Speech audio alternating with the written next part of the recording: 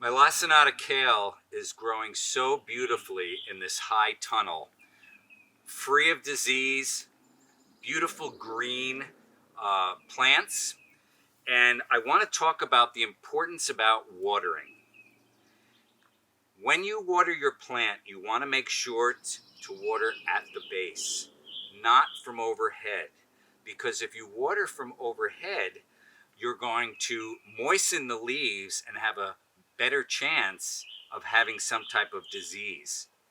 Also, you want to make sure to water in the morning time versus the evening so that you have the ability for your soil to retain the moisture, but not overnight, where again, disease can happen when the plants are wet. So I'm just going to water in around the plant.